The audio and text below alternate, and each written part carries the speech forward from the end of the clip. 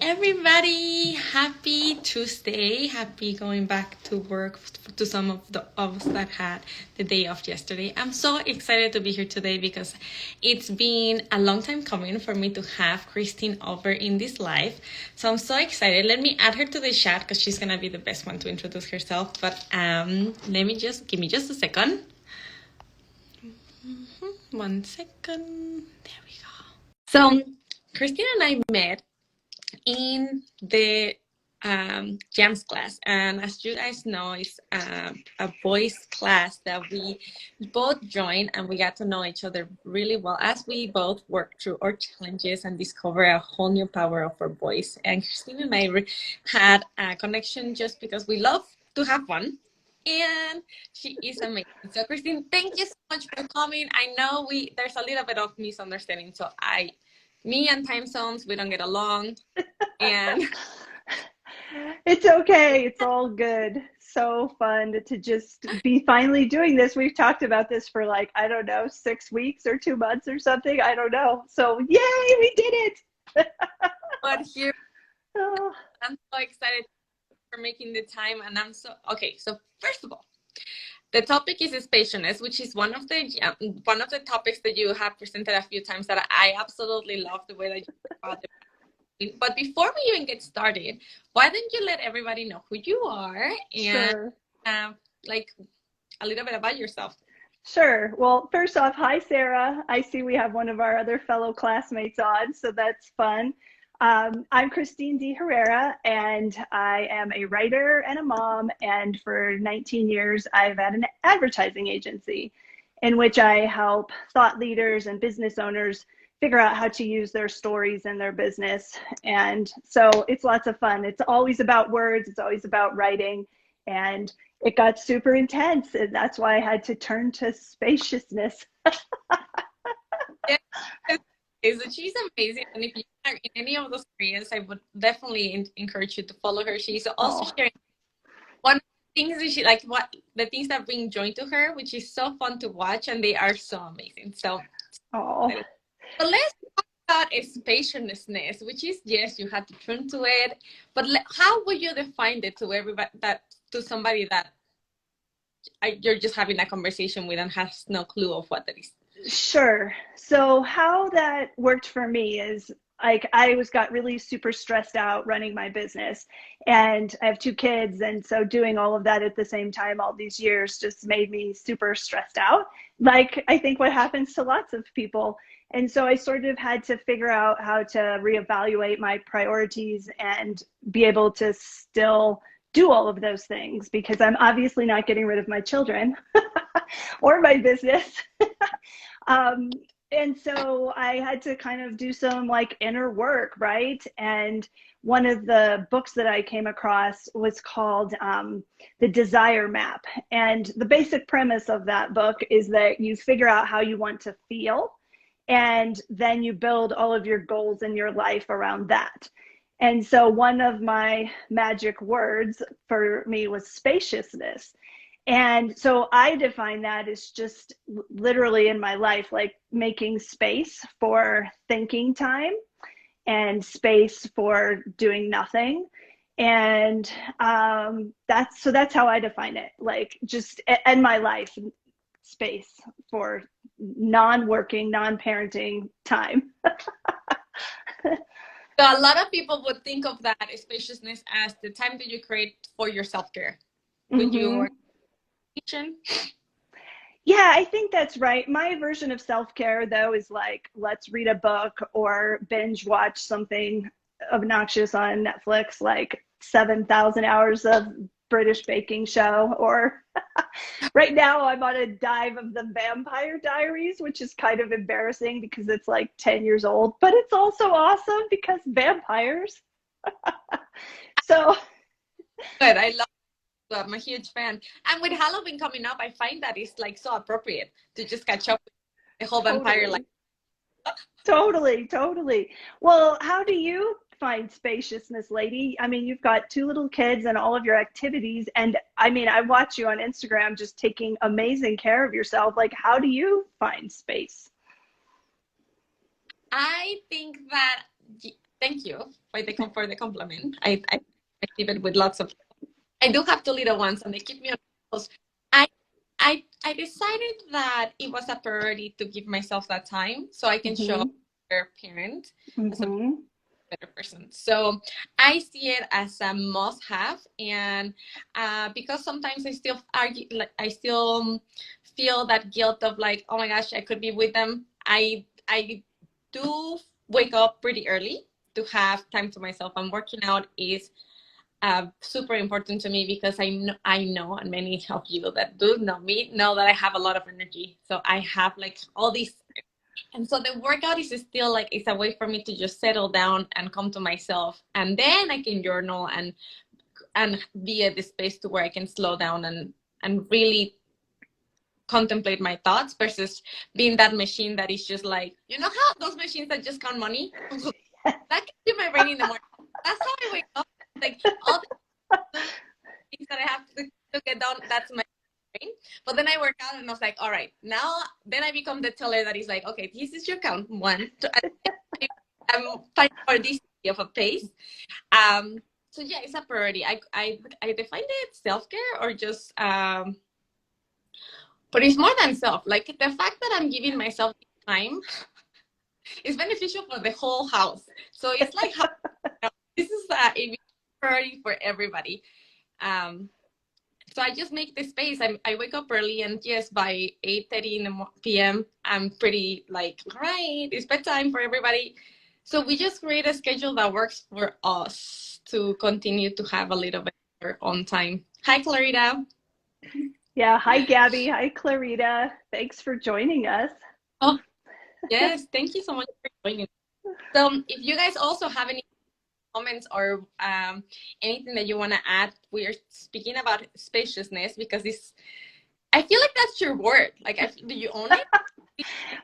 I don't own it, but I want to own it. I want to own it, Telma. That would be amazing. I mean, but every time I think about it, I was like, oh my gosh, when I first heard you talk about spaciousness, I was like, where has this concept been my whole life? Like, why do people not talk about this? It's so important to find a space for what you love. And even if it's watching Netflix shows or reading a book or like Twitch, just this weekend, this is the first time that I binge watch a Netflix show in a long time. And I'm not gonna lie, I loved every single minute of it. And the popcorn tastes that much better when you're binge watching something. Totally does. And I swear sometimes you need something to like unhook your mind, or at least I do, because I've got the money counting machine going too. I love that metaphor, Telma. That's your word. I love it. But I get that. And so it's like you have to do something to get back in your body and stop that mind chatter. And one of the things I've added actually is swimming during the day. Like my hair's still kind of wet actually from doing that, because like number one, nobody swims at the gym, so the pool's almost always empty, and so there's literal spaciousness. And then it's just like when I see you working out with like the kettlebells and all that, like you're working out so much you can't think, and that's what's happening to me while I'm swimming. So I totally get that. Well, we have the swimming season in Arizona. It's approaching to an end. I'm wearing a sweater because this is the first time, that it requires one. And so therefore it means that I'm not allowed in my pool unless I'm trying to like de-sore my legs or something to the freezing water. But yes, people at the gym don't swim much. You're right. It's not popular. No, not at the gym in any case. I mean, I think people like to swim, but for exercise, maybe not so much. So secret tip, swim. It's a great workout. So yes. It is. Well, I'm glad that you're enjoying it, and good for you that you found all meanings of the space in the pool. Yeah. Well, I'm super impressed with you because when my kids were your age, I didn't have any spaciousness. I had no self-care whatsoever.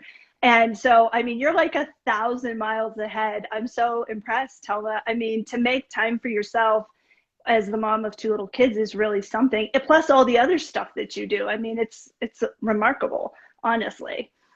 Thank you so much. I think it's because I have people like yourself and a few other coaches that I see that make it make it doable that Mm-hmm. I get for myself too. But if I didn't have that guidance or that support or that um, outage, then I mean I wouldn't know that it's possible, right? You don't know what's out there Totally. accomplished until you see somebody else do it, and you're like, all right, well, if they can do it, then maybe I can figure something out. So Well, and I think like highly underrated is taking that time for yourself to do whatever you need to do, swim, work out really hard, just thinking time, whatever it is. It like makes you, like you said, a better parent. It makes you a better business person. Like having like gaps in my schedule to do thinking time is like super helpful for my clients because it's like, oh, that's that thing I've been trying to think of for their press release or their Instagram post or whatever it might be. And so makes a huge difference. Space, the inner frontier. yeah, I like yes, you're totally right. But sometimes we are just so busy in the go go go go go, and we get stuck on that because it's so easy to jump into the oh yeah next call next. For my job is guilty of that. We schedule like 20 calls in a row, and sometimes Mm-hmm. we're like I'm still taking notes for the first meeting that ended like 3 hours ago because we had to jump into the next one. And so yeah, best practice is to just keep yourself at least 5 times of transitioning from one thing to another. That's one of the tricks that I learned from, I want to say Brownie. No, Brownie. Yeah, I mean, I think she just talked about giving yourself 2 minutes to transition from, let's say that right now, this life to then show up for my kids. Just transition it, finish Yep. the myself, be grateful for the opportunity because this is obviously we talked about it for like 2 months. It's amazing that we're finally here. And then let it go. That you can no longer control it and show up as your best self with your next activity. So Totally.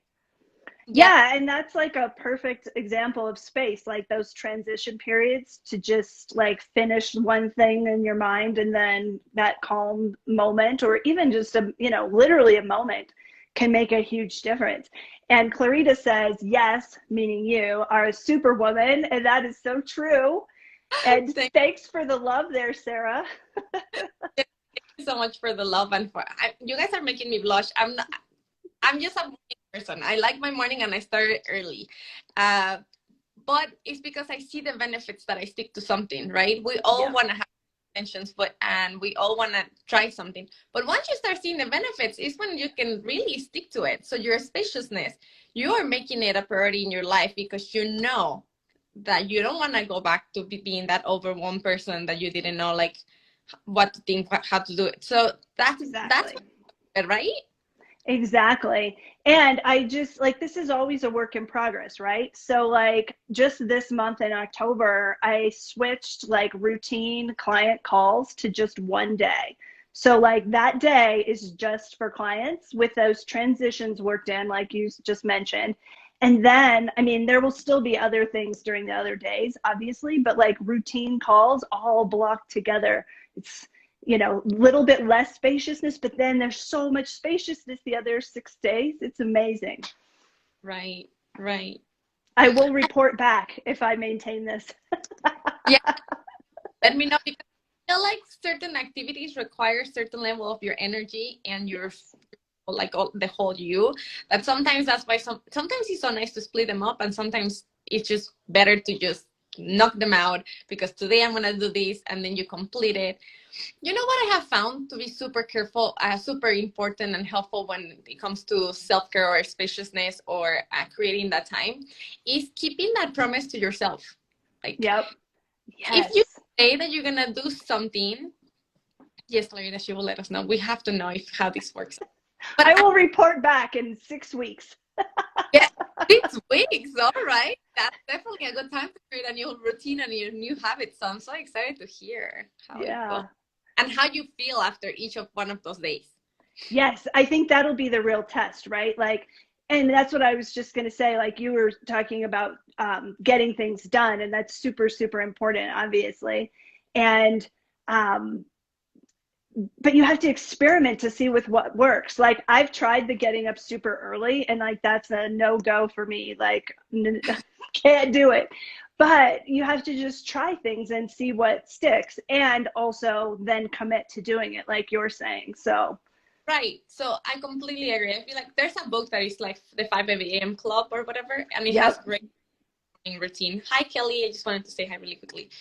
Telma will come after you. She's the best accountability coach. Yikes and yay.